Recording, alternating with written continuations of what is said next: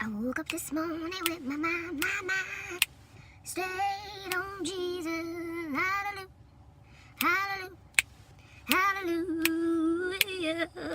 What's up? This is your girl Brittany from She Abundantly at SheAbundantly.com. I woke up this morning thinking about my life and how far I have grown. I was a young girl who had low self-esteem, who did not know her self-value and worth. Just thinking about my life, like, wow, I carry myself in such a different way than what I used to. And it's amazing. I never would have thought I would be, in this place. Like, there are older men who call me ma'am, who I can tell that they realize the woman inside of me. They realize that I know my self-worth. So they can't just step to me any kind of way.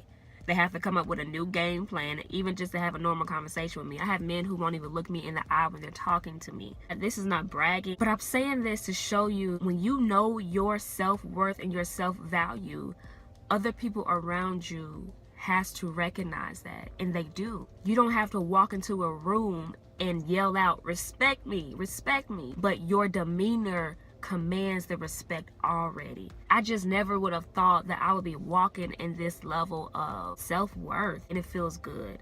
It really feels good. I'm telling you, when you give your life to God, He'll open up your eyes. He'll show you the level and the respect and the self-worth that you are supposed to have and walk in. It's a totally different ball game. But anyway, let's get to the message. Listen carefully. This message is about good guys versus God guys. Most of us can spot out a bad guy, right?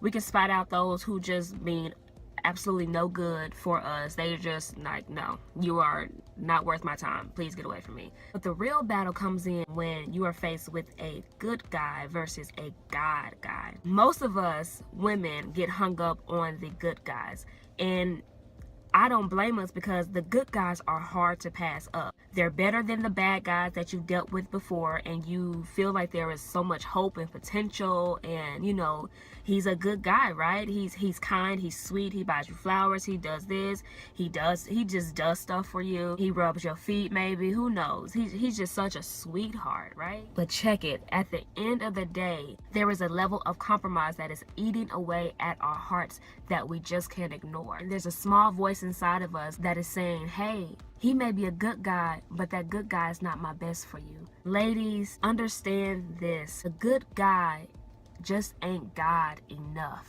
See, a good guy would try to love you with all of his own might, but reality is his own might is limited. He has good intentions for you, but if given the right time, opportunity, and temptation, his good intentions will fail to make sure that every action that he takes benefits you in every area of your life. But a God guy, he will love you from the supernatural source of love that is unlimited and unconditional. And it benefits all of you, even when you do not have your best interests at heart. His love won't compromise your spiritual, emotional, or physical growth, because a God guy would choose to reach beyond his limitations to fill you with things that he would otherwise not be able to do within himself. And this is where the hang up is. I was hung up on the good guy for so many years, because reality is he was a good guy.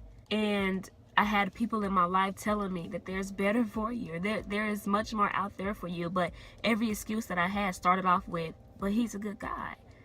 But he's a good guy. But he's a sweetheart. But he's a good guy. But I can no longer live with self, knowing that I was settling. Yes, keyword, settling for good, when I know that God has better for me. So there were so many signs that were screaming at me, yelling at me, telling me that, hey, this is a good guy, but it's not your God guy.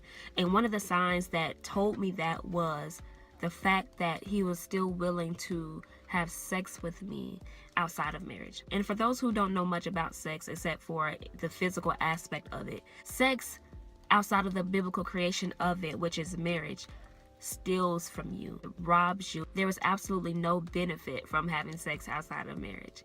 And I knew that he didn't have my best interest at heart when he was still willing to lay me down and engage in sexual activity with me. That was the key thing that told me, this is not your God guy. He's a good guy, but yet his good intentions failed when the right time, opportunity, and temptation approached.